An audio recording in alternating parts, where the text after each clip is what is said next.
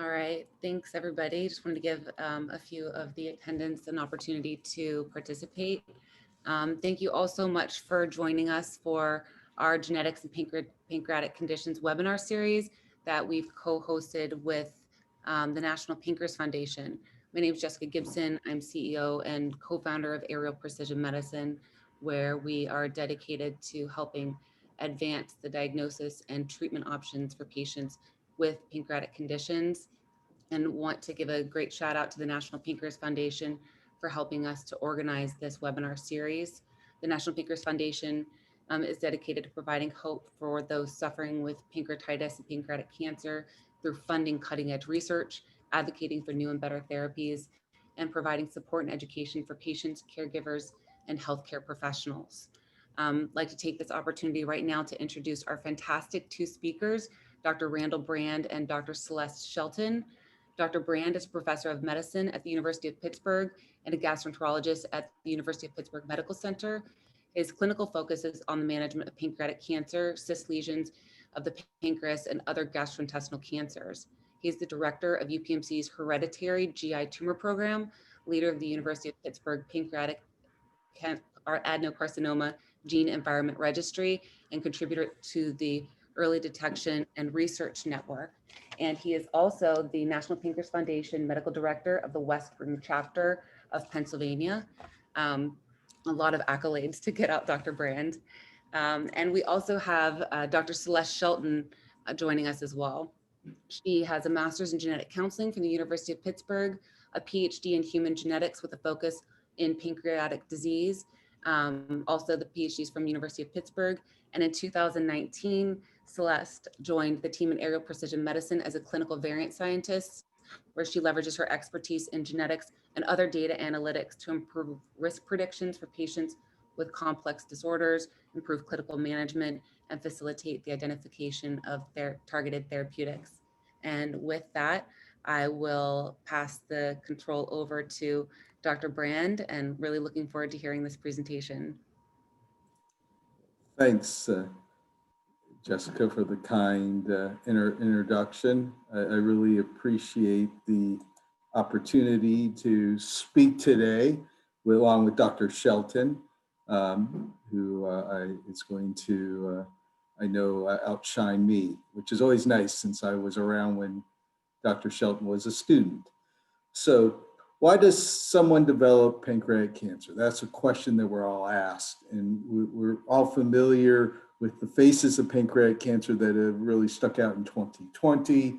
We have Representative Lewis and, of course, the Supreme Court Justice, Ruth Bader Ginsburg, and then now Alex Trebek is also fighting this dreaded disease. Dr. Brand, I want to make sure I pass control so you can share your screen. Oh, is it not shared? Nope. Huh. I clicked on it. Let me go back. I got to escape. Sorry about that, guys. No worries. Now let's see if that did. Did that do it? And let's go back.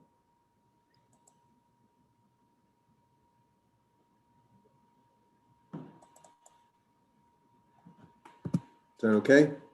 That's great. All right, sorry about that, folks. Well, now you see the faces of pancreatic cancer. Forgive me, I thought I had clicked on it, but obviously I didn't. So this is a question that I'm always asked as a gastroenterologist, and when I see many pancreatic cancer cases through our research program here is, why did I get it? I think that's a natural question. People are always concerned about whether they're passing risk on to the family, and they've led a nice, healthy lifestyle. And so what I plan to talk today is just review with you some of the major pancreatic cancer risk factors that are known, highlight a little bit on pancreatic cysts, which are a risk factor also for developing pancreatic cancer, and then briefly just summarize with why it's important to identify risk factors. So with this talk, I'm just reminded that questions are guaranteed in life, answers aren't. In the original question that we're asking, I have to tell you that there are countless patients that come in here, or people will see the list I go and they say, I have no risk factors. Why did I get it?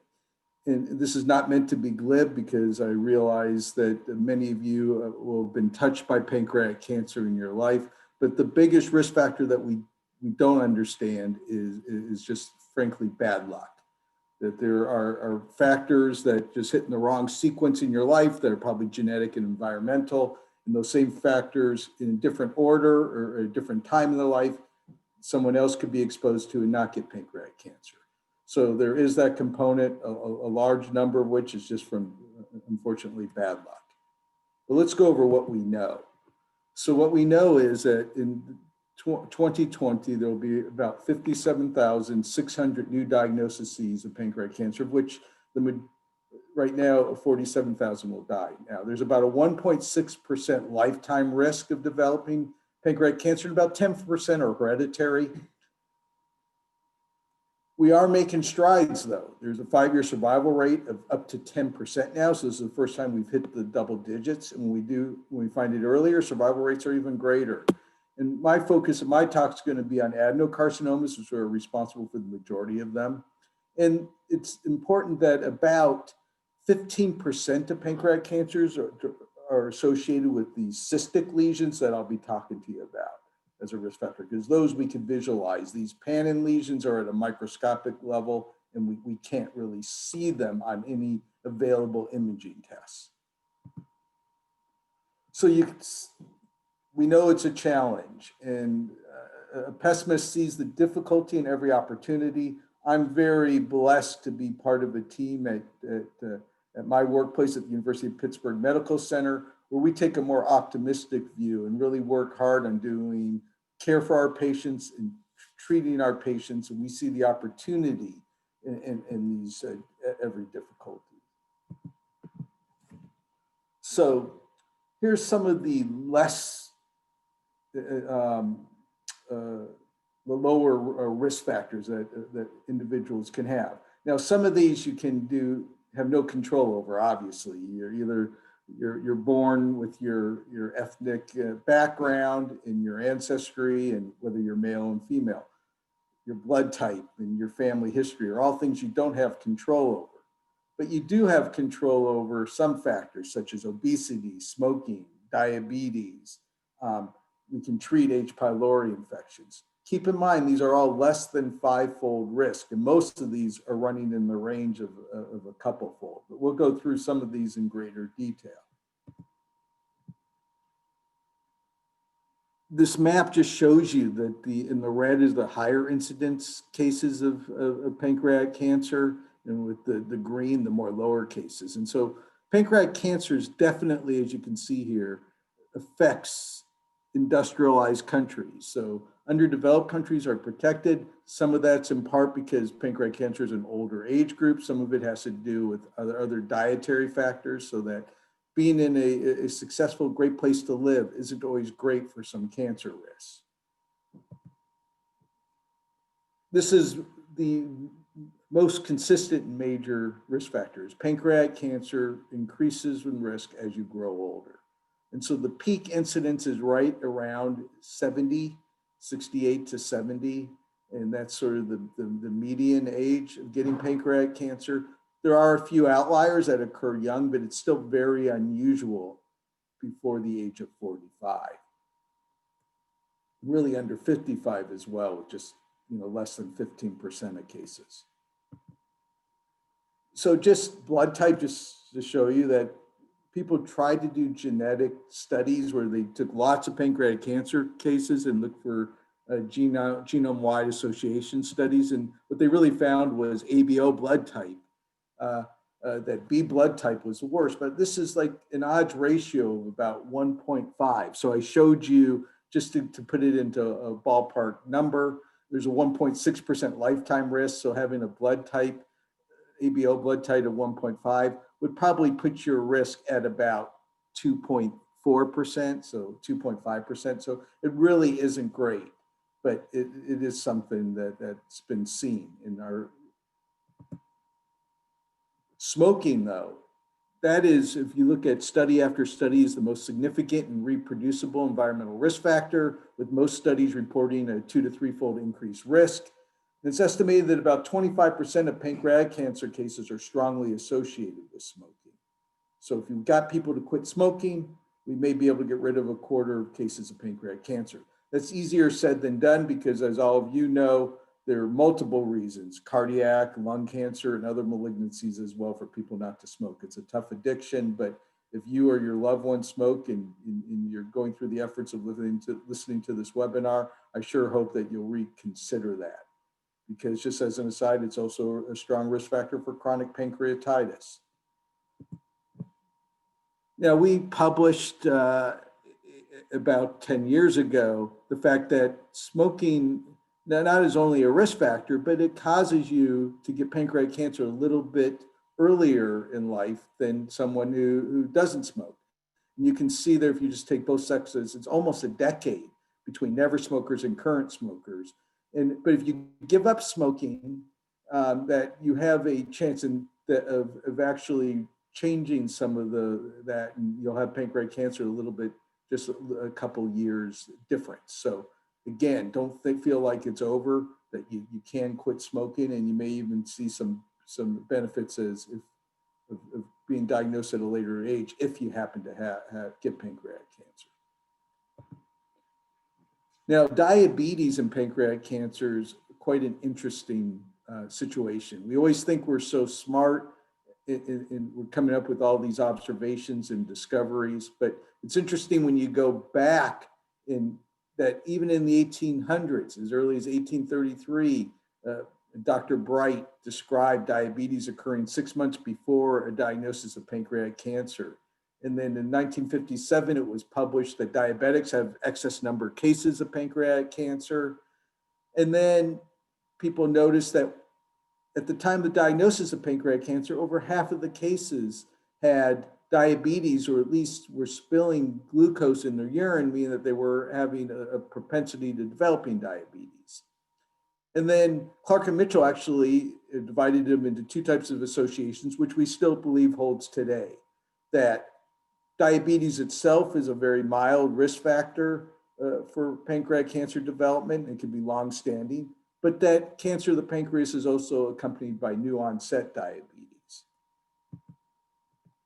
And so these are some large meta-analysis studies where they took, and what a meta-analysis study is where you take a bunch of published studies and you try to improve the quality of them, because a lot of them tend to be underpowered by not having enough patients. And you combine those studies that meet criteria that you think make it a very good study to include with its evidence. And 35 studies were in Ben and 36 studies in Huxley. And as you can see here, the duration of diabetes, that if it's under a year, so these would be, in theory, the new onset diabetics, there's a 5-fold risk, relative risk compared to the general population. And this risk dramatically falls the longer you have it. And so by the time you're out for more than 10 years, this study didn't even find statistical significance, but there's about a 1.5-fold. So again, not tremendous, but something that chronic diabetes is a modest risk, mild risk factor. Now, this is the data from Suresh Chari at the Mayo Clinic, where he looked at newly diagnosed pancreatic cancer cases, compared it to matched controls just randomly in their county at the Mayo Clinic, Olmsted County. And there's 40% diabetics versus 19% controls had diabetes. So there seemed to be double the number of patients when they went back and looked at the electronic medical records. And more importantly, as you can see here, this is the time of their diagnosis. And if they go work their way backwards to when diabetes was first noticed, that there seemed to be more cases than one would expect in a control population up to about 3 years. And then the risk is actually similar, not statistically different. So what this suggests to us is that there's a subset of new onset diabetics, so that when you're diagnosed with it, over the first 3 years of having diabetes, you need to think about the possibility of pancreatic cancer. Now, this is still quite rare.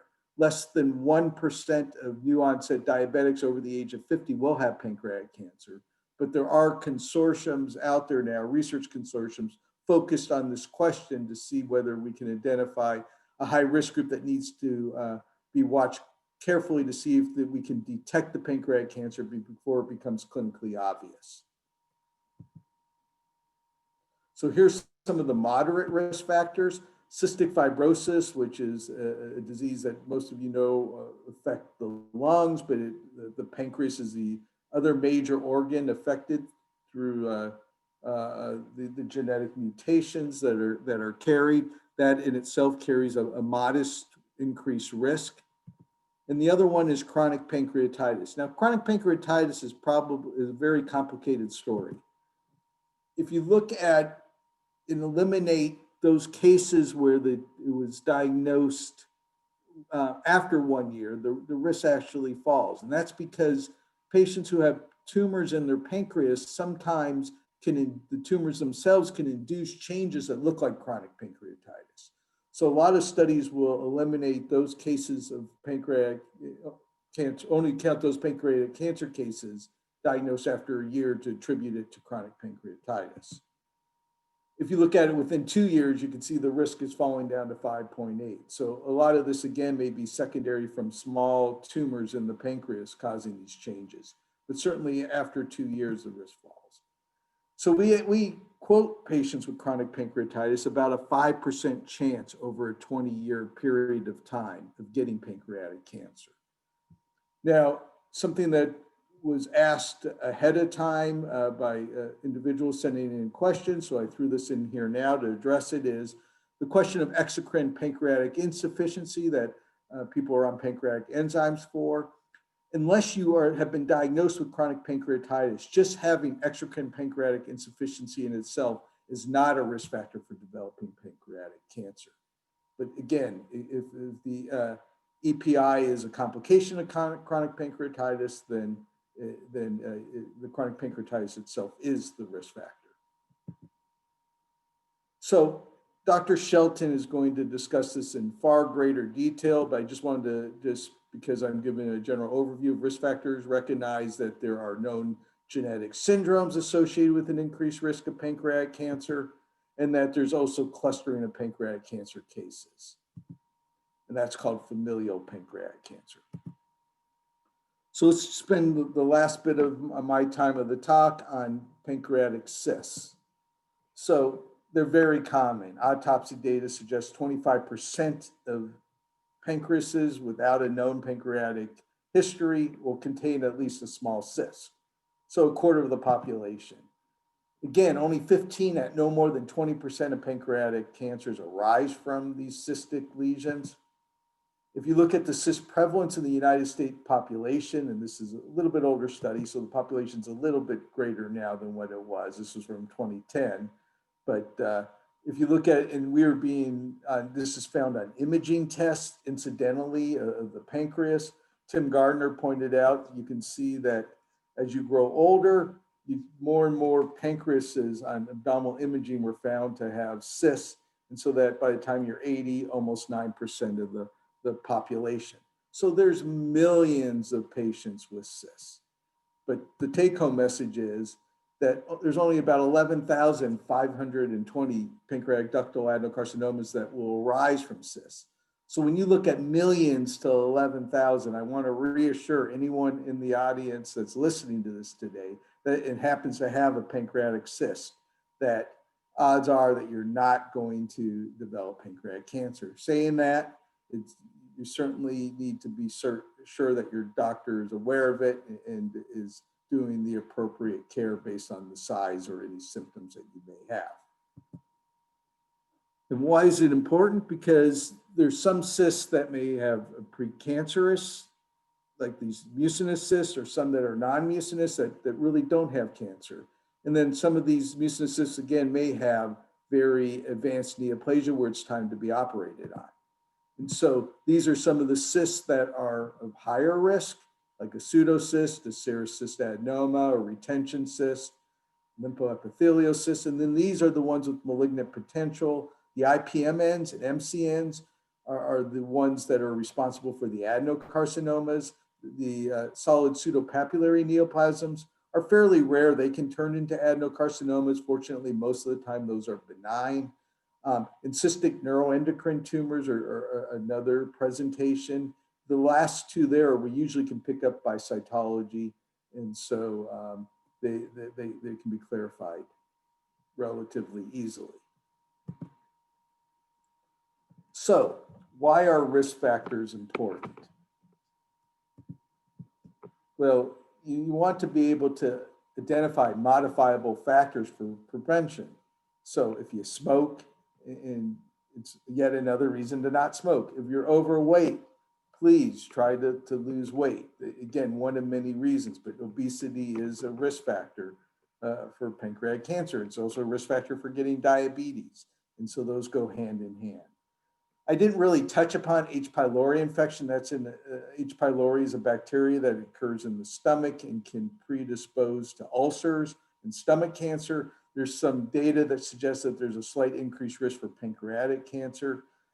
We don't look if you ever found to have an H. pylori infection because you're being worked up for it. Fortunately, in the United States, it's not as common as it is in underdeveloped countries, that you should be treated for it. And we don't know if that even impacts on pancreatic cancer risk. But the other thing about why risk factors are important is that it does allow us to stratify into a subset of the population that's at a higher risk.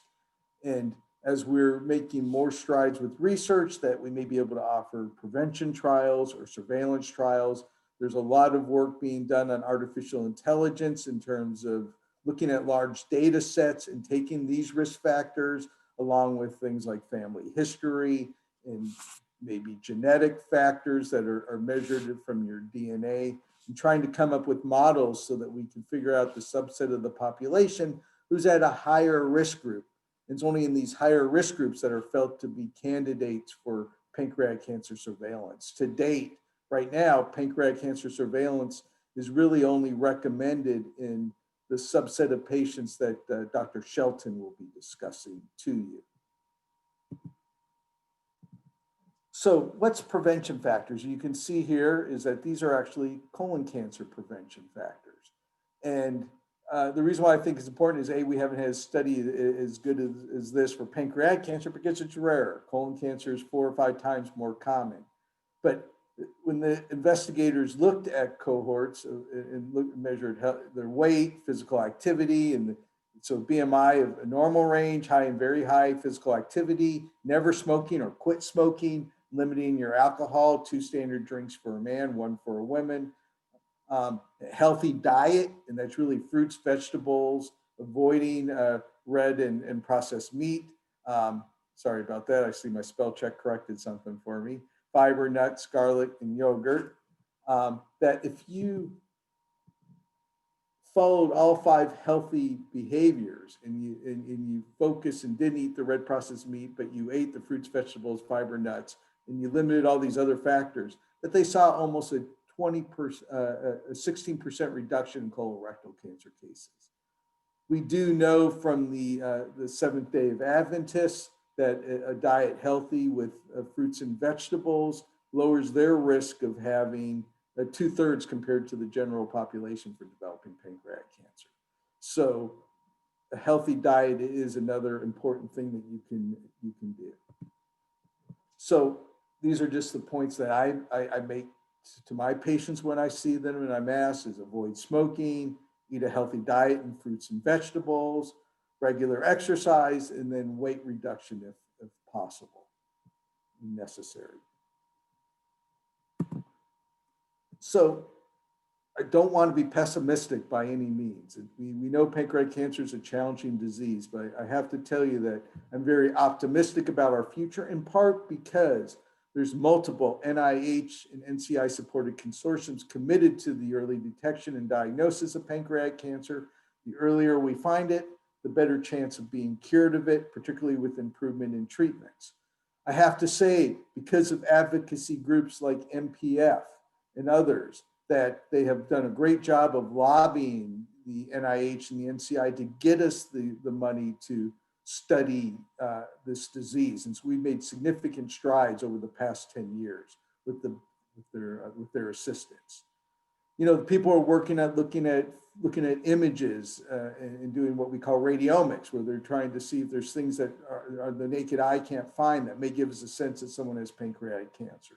And then there's groups working together with these hereditary patients. And so CAPS is a study that our site participates, that's led out of Johns Hopkins. It's an international consortium, another international consortium of pancreatic cancer patients that are at risk, and families that are at risk for pancreatic cancer is the PROCEED Consortium, which is a newer one that's led out by Diane Simeone at NYU.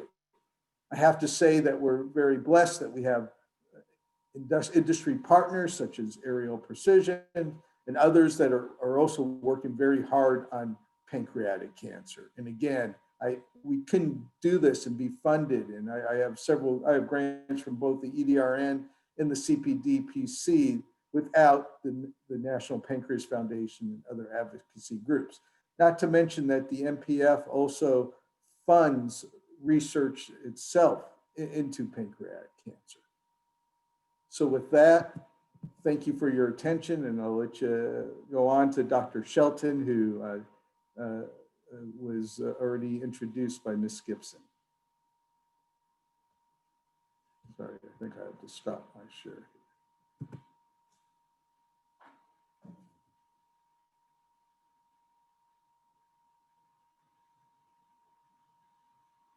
Celeste, you're on mute.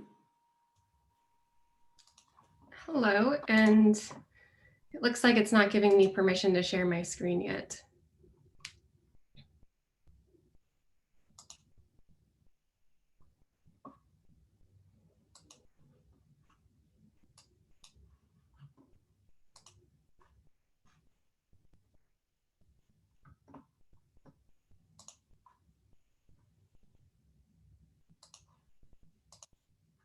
Okay, here we go.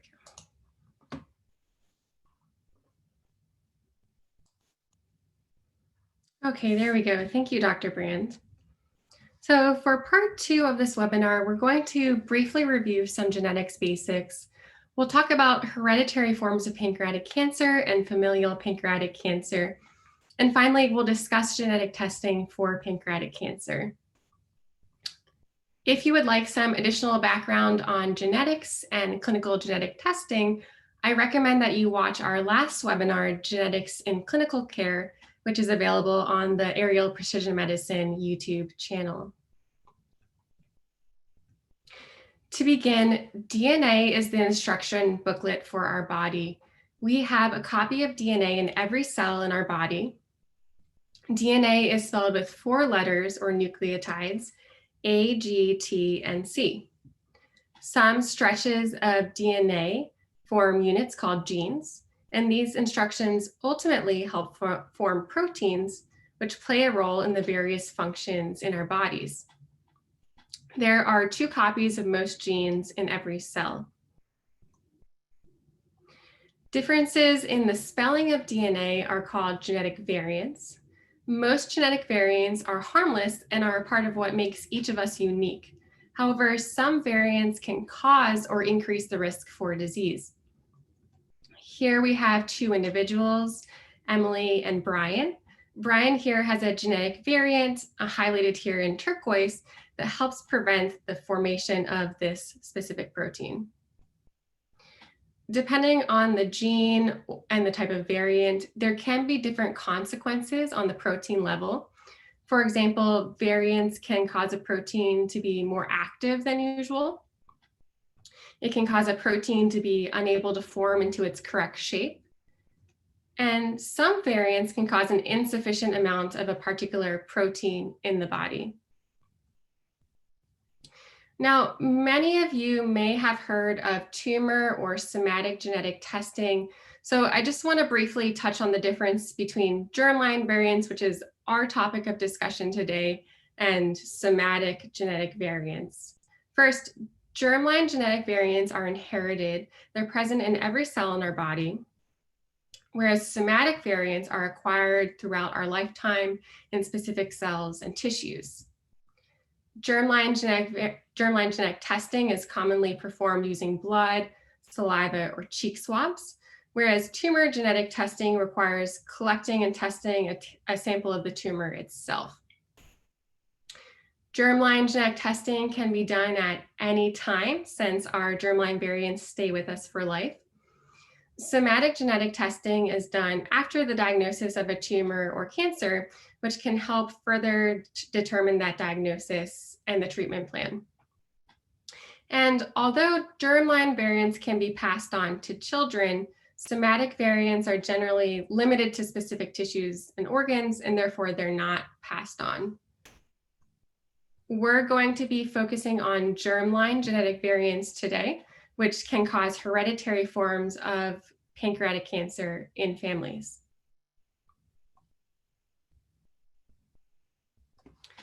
We can break down exocrine pancreatic cancer into 3 types. First, hereditary pancreatic cancer represents up to 10% of cases and can be attributed to a genetic predisposition or syndrome. Familial pancreatic cancer refers to families with a high incidence of pancreatic cancer, and there is some overlap between familial and hereditary pancreatic cancer syndromes. And finally, sporadic cancer appears in individuals without a family history and may appear to occur by chance. However, as I'll discuss in a few minutes, recent research has shown that individuals with seemingly appearing sporadic cancer may still have a harmful or pathogenic variant associated with a specific syndrome. First, beginning with hereditary pancreatic cancer predisposition syndromes, there are several genes associated with pancreatic cancer. This table shows the responsible gene on the left, the syndrome it's associated with, the pancreatic cancer risk. And in the third column, you can see additional associated cancers.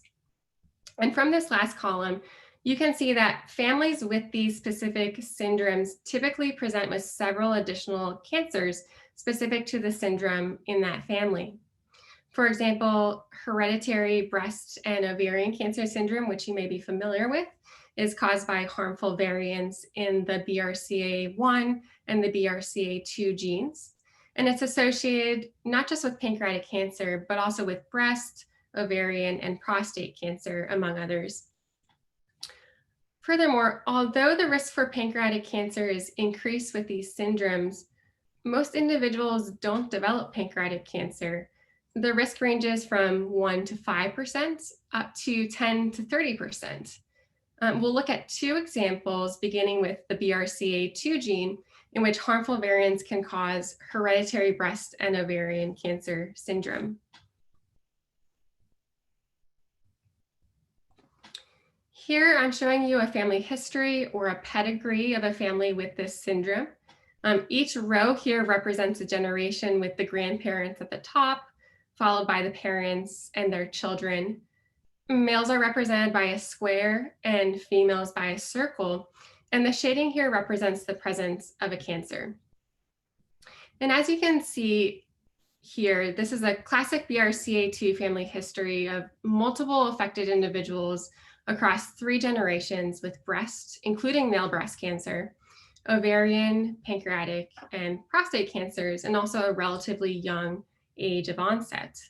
BRCA2 families may exhibit some or all of these features. Second, we'll take a look at a family with CDKN2A variant that causes familial atypical multiple mole melanoma syndrome, in which individuals have an increased risk for melanoma and pancreatic cancer. So here I'm showing you a pedigree of a family with a harmful CDKN2A variant. There's a family history of multiple affected individuals across multiple generations with melanoma, including multiple melanomas and pancreatic cancer.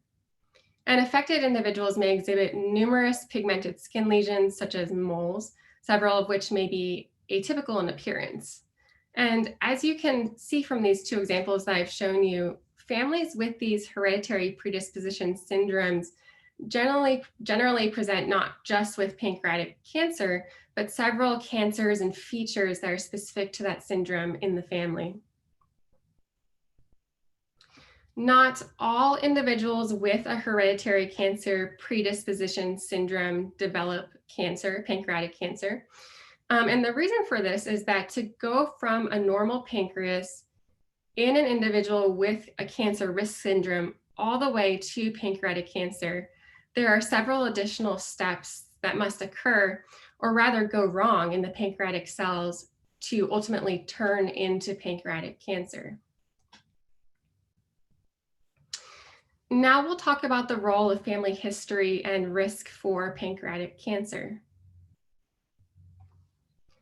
Familial pancreatic cancer, as Dr. Brand described, is a term used to describe families with a higher incidence of pancreatic cancer than you would expect by chance. It's defined as at least 2 first-degree family members with pancreatic cancer. That would be a parent-child pair or 2 full siblings. Although the cluster of pancreatic cancer in a family would appear to be genetic, only about 10% of familial pancreatic cancer families have an identifiable genetic cause. Therefore, there are likely yet unknown genetic factors that play a role in the development of familial pancreatic cancer in families. In families with pancreatic cancer, the risk for developing cancer increases with a higher number of affected first-degree family members. Again, first-degree family members are parents, children, and full siblings. Now, keep in mind when you look at this table here that the risk for pancreatic cancer is approximately 1.6% in the general population. And here I'm showing you an example of a family that meets criteria for pancreatic cancer due to an affected parent-child pair, as you can see here. And we're assuming that there isn't a hereditary syndrome that's been identified in this family. So for this individual on the bottom left that's identified by this arrow, she has approximately a 1 to 2% risk for pancreatic cancer, despite being from a familial pancreatic cancer family, because she does not have an affected first-degree family member. And this is not very different from the general population risk of 1.6%. With the addition of a first-degree family member, in this case, such as her mother, that risk goes up to 4 to 6%. And it may be as high as 17 to 32% for individuals with 3 or more first-degree family members with pancreatic cancer. When considering all families, including families that don't meet criteria as a familial pancreatic cancer family, the risk from having a first-degree family member has been estimated as about a 1.7 odds ratio, which comes out to approximately a 2.7% risk for pancreatic cancer. As you can see from this, family history certainly plays a role, but it's not the full picture. Now we'll talk about genetic testing for pancreatic cancer. Genetic testing is a medical test performed in a laboratory, and it identifies changes or variants in a person's DNA that are associated with disease or risk for disease. Recently, genetic testing guidelines were expanded to recommend offering of genetic testing for all individuals with exocrine pancreatic cancer, even individuals without a family history of pancreatic cancer.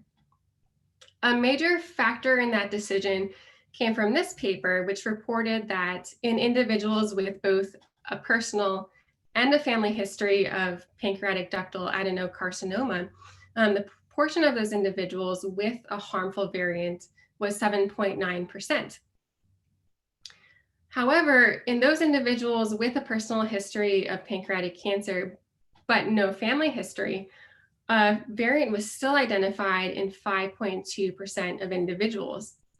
And therefore, even individuals from that last piece of the pie with sporadic appearing pancreatic cancer may actually still have a genetic cause for their cancer. And so there are several criteria for individuals that should be offered and who should consider getting genetic testing. Criteria were recently expanded to include all individuals with a personal history of exocrine pancreatic cancer. It's also been expanded to include first-degree family members of individuals with exocrine pancreatic cancer if that affected individual is unavailable for genetic testing. Additional criteria include, but are not limited to, individuals with a personal or close family history of early onset cancer, a personal history of multiple cancer diagnoses or close family members with multiple cancer diagnoses, multiple closely related individuals with cancer and or early onset cancer on the same side of the family, and individuals from a family in which a previously identified harmful genetic variant has been identified. And a genetic counselor can help you through this process. Genetic counselors are trained to evaluate your family history for specific guideline criteria, determine your eligibility for genetic testing, and guide you through that process should you choose to move forward with genetic testing. They can also provide you with risk information that's tailored to your personal history, your family history, and your genetic test results if applicable. Genetic variants identified from genetic testing are classified in 5 categories. First, pathogenic variants are disease-causing. Likely pathogenics are 90% likely to be a pathogenic variant, but there's insufficient information for a definitive classification. For variants of uncertain significance, there's insufficient evidence to determine if a variant is pathogenic or if it's harmless. And in some cases, there's conflicting information. And finally, variants that are believed to be harmless are classified as benign or likely benign, and those are generally not reported on a genetic test report. For variants of uncertain significance, medical management decisions are not made based on them. 75% of them are actually eventually reclassified as being benign or harmless. And it's a rule of thumb that the more genes that are included in your genetic tests, the more likely you're going to get back variants of uncertain significance. There are several benefits and limitations of genetic testing. Genetic testing can be diagnostic. It may diagnose a hereditary syndrome in an affected individual or a family, or identify genetic contributions to disease. In some cases, it may provide risk information in an unaffected person with a family history of cancer, or give risk information on a person's risk for additional cancers. Genetic testing may have therapeutic implications, and it may be relevant for family planning or determining who else is at risk in the family. There are some limitations, however. Some genetic test results don't yet have guidelines for treatment. For some variants, the exact disease risk due to the variant is not currently known. And finally, you may receive uninformative or uncertain test results, such as a variant of uncertain significance. And finally, genetic testing is always going to be most informative in individuals that are affected, because if you don't identify in someone who does not have cancer but has a family history of cancer, you don't know if it's because there's nothing to identify in the family, or if because the individual getting tested just did not inherit that genetic change.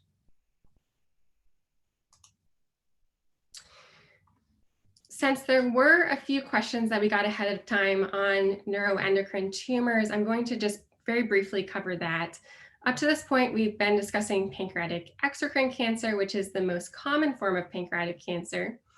A less common form are tumors of the endocrine pancreas, which is the part of the pancreas responsible for secreting insulin and other hormones that regulate blood sugar.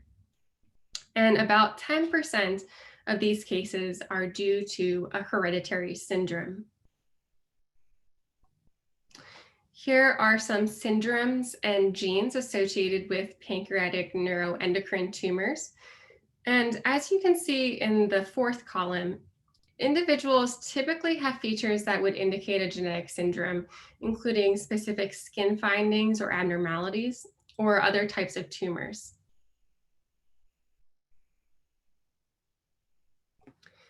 Finally, to summarize, most cases of pancreatic cancer are complex. Complex diseases don't have a single genetic cause. Instead, they're caused by combinations of several genetic, environmental, and other factors. In addition to the high impact genetic causes that we discussed today, common lower impact genetic variants can modify a person's risk and play a role in the development of pancreatic cancer.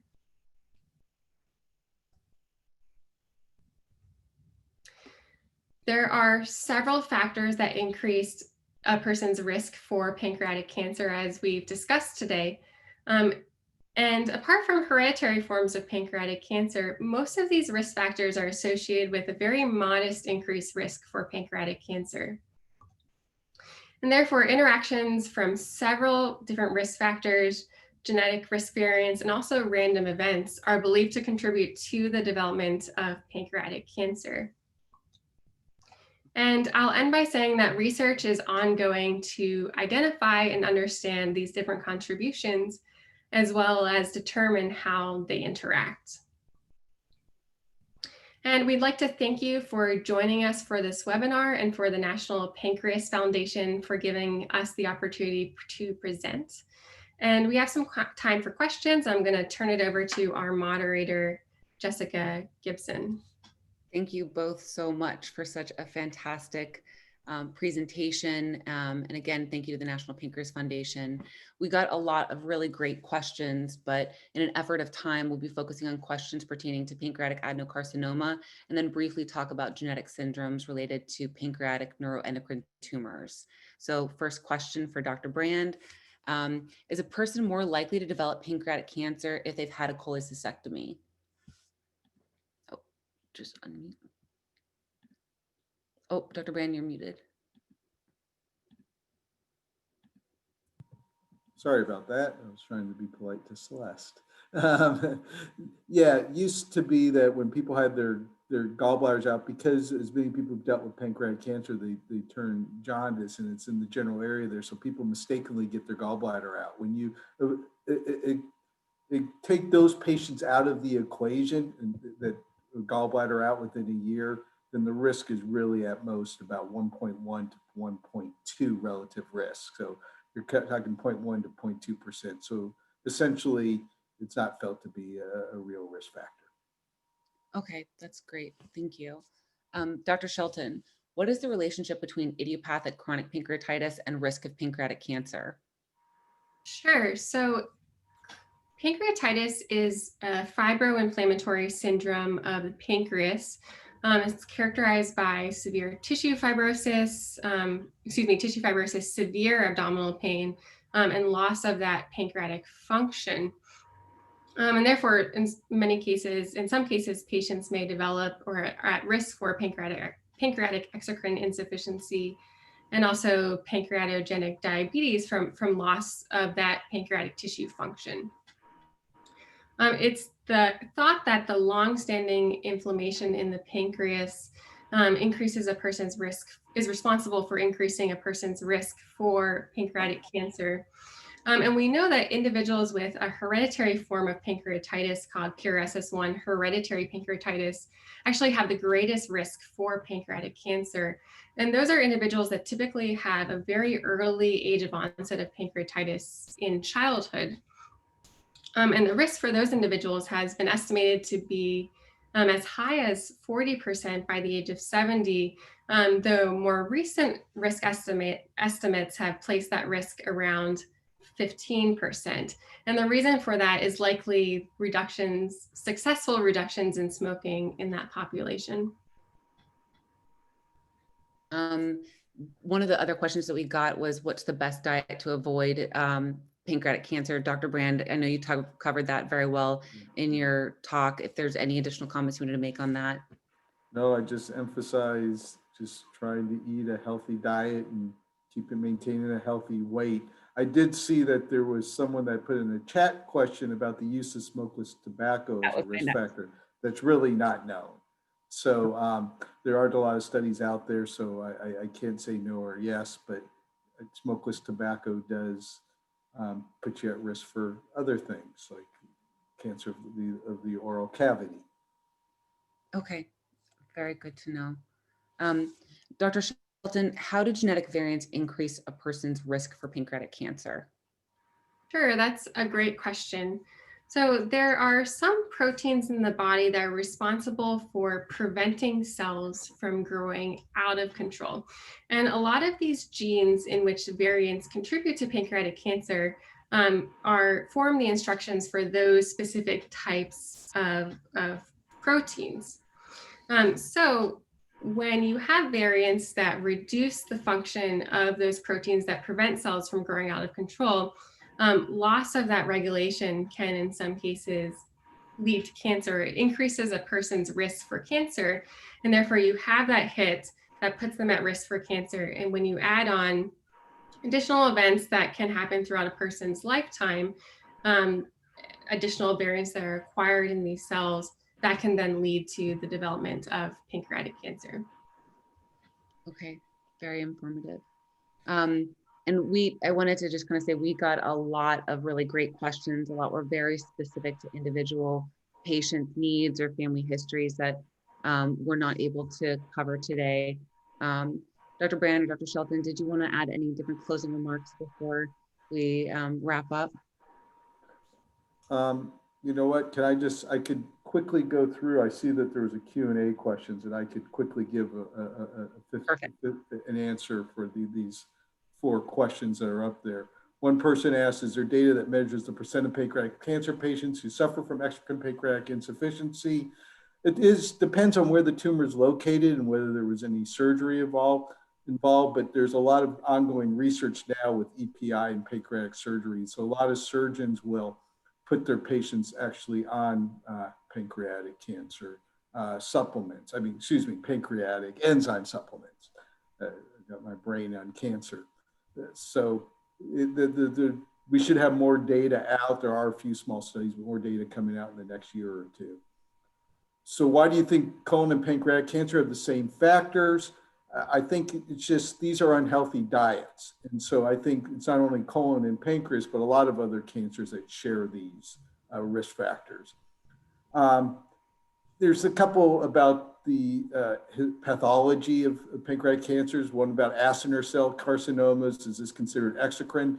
You know, the ductal adenocarcinomas, which are probably more directly related to the exocrine function, arise from different cells than the acinar cells, which are also different than neuroendocrine tumors. So acinar cells are their own type of cell that is part of the pancreas, but it's probably not, usually not lumped necessarily in with the exocrine. It may be because it makes up, you know, of course, that's where the pancreatic enzymes are made, but it's a broad term. So that's a tough one. And the last one is spindle cell adenocarcinoma. That's just looking at the pathology and seeing that there's muscle fibers or spindle cells that are in the tumor. So that's a pathologic diagnosis. If it's mostly an adenocarcinoma, most people would treat it as an adenocarcinoma. It just means the cells went way back to when they were first starting and were very undifferentiated and went and formed instead of the normal adeno type of cells, the spindle cells. So that, I think, hopefully cleared the questions that people had.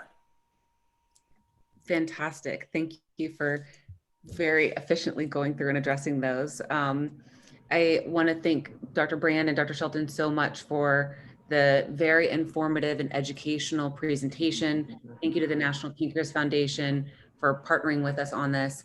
As Dr. Brand mentioned, there are a number of really exciting research initiatives that people can get involved in, the PROCEED study, the NOD study, it really takes a group effort to advance diagnosis and care for this complex disease. And we hope that these types of educational updates and webinars will encourage you to see the progress that's being made with the research initiatives, efforts in early diagnosis and targeted management. And we look forward to continuing to partner with multiple stakeholders in this area to advance patient care. And thanks everybody, and have a wonderful evening. Jessica, can I mention one thing?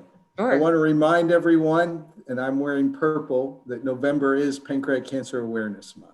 So please be, just want to give a shout out to that. Everyone's focus obviously on November 3rd, but November does have other significance that predated this election. So every November, we hope to address pancreatic cancer. Absolutely. I was this close to saying go vote. That's right. Have a wonderful evening, everyone. Thank you. Thanks. Thank you.